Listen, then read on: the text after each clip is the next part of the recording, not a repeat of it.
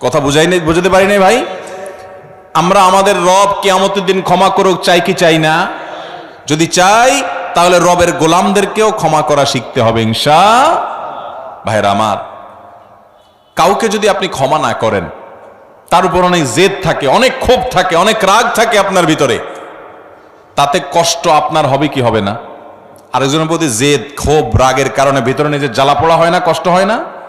আর যদি মাফ করে দেন, মাফ করলে যারে মাফ করছেন তার উপকার হোক বা না হোক, আপনার নিজের উপকার হবে, সাথে সাথে আপনার মনটা দেখবেন পাতলা হয়ে গেছে, আপনার মনটা যেখানে হালকা হয়ে গেছে, নির্ভার হয়ে গেছে, মনের ভিতরে মনে হবে একটা পাথর ছিল, পাথরটা জগদ্দল পাথর যেন সরে গেছে। যদি মানুষকে ক্ষমা করতে জানেন, মানুষকে ক্ষমা করবো তো ইনশাআল্লাহ।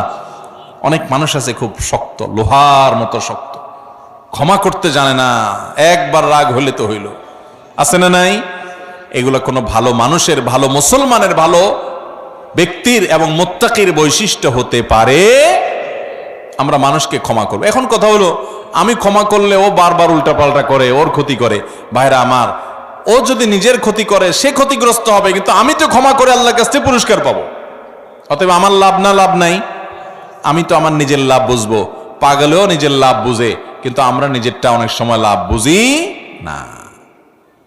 নিজের লস করে হলেও আরেকজনের উপকার করার চেষ্টা করি। আরে ভাই, তার সংশোধন যদি না হয়, আমার অধীনস্থ হলে তাকে আমি শাসন করব, জোর করব, জবরদস্তি করব, রাগ করব, নিয়ন্ত্রিত রাগ, যে রাগের ভিতরে কটু কথা থাকবে না, বিশ্রী কথা থাকবে না, গালমন্দ থাকবে না, জুলুম থাকবে না, সেরকম রাগ করব অধীনস্থ হলে। কিন্তু সেটাও নিয়ন্ত্রিত রাগ হতে হবে। আর মনে রাখতে হবে, ক্ষমা করতে জানলে আল্লাহ ক্ষমা করবেন ইনশাআল্লাহ।